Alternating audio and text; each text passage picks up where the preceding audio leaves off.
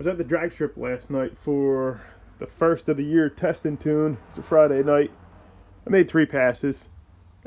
Pretty surprised. It did better than I thought. There's still a little bit left, maybe a tenth and a half, 2/10, a couple mile an hour. A little bit better on the launch, but I heard a little bit of a noise when I went on some of the bumps and curves on the return road as well as the ride home, and it was coming from the back. Kind of thought it might be the exhaust that I built, tight clearances, but it's not. I'm actually surprised. It is the bushing.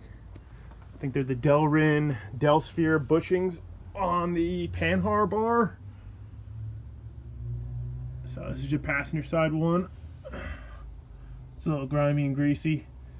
They take a special poly grease, and then there's that one on that side. So the noise, it's gonna be hard for me to push. The noise comes from that, and when I checked everything, thinking maybe the bolt just got worked loose, it looks like the bushing or bearing inside failed itself.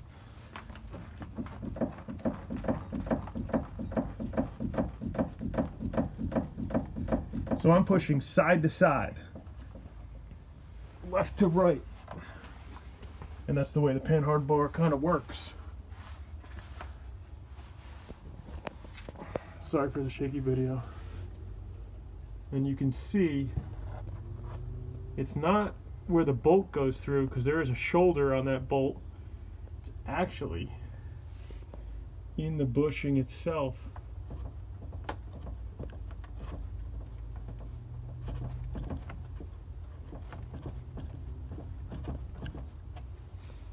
It's in there. So I'm wondering if I could just get a, and that's really loose too. I mean, it should move when it's greased, but that's free play. Now if I go left to right,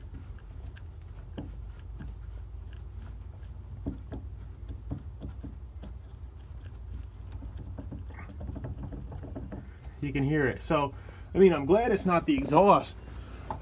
I don't see anywhere where this exhaust is made any contact with the body or the ground or anything, even up in there. So I'm super happy with this 4-inch setup. When I heard that noise, I was curious what it could be, and it's too dark at the track for me to check. But before I go autocrossing, maybe even before I even get back to the track, I gotta get a new end for that. I'm pretty sure the upper bar was Founders, and then this lower bar was a UMI double adjustable. So I'll email them and see if they can get me a deal or something, or I don't want to have to buy the whole bar. That's all.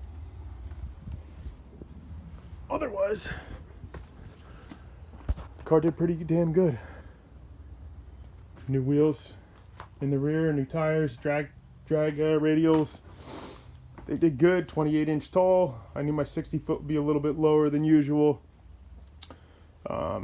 And my buddy John convinced me to go from 19 psi down to 17, and I think I can even go lower for some better traction. So hopefully on a stickier track, when the track temp's a little bit warmer, I might be able to get a 60 foot back in the 147 range. That was my best 60 foot on the nitrous. And if I can do that with these new drag radials and pick the front nose up a little bit, get a nice wheelie photo, I would be ecstatic. But I'm actually about to take the car over to the local stone quarry. They have a scale there. I'm going to weigh it just as it sits right now, which is how it came back when I was drag racing it last night, minus all the tools. I don't have a trailer. I street drive this thing, so I take out the passenger seat, not for weight, but just so I can put all my tools and spare everything in there, coolers and whatnot. So I'm going to take it over to the quarry. I think the new exhaust made it heavier, plus probably these tires being bigger in every dimension made it a little heavier. So I'm not going to be happy to find out what it weighs, but The quarry scale rounds down or up, I think, in 10-pound increments, so I'll see. And I'm not going to make a video of that. I'll just put it in the description. But otherwise, the car went 1077 at 126.7, I believe. And that was on a ramped-in progressive shot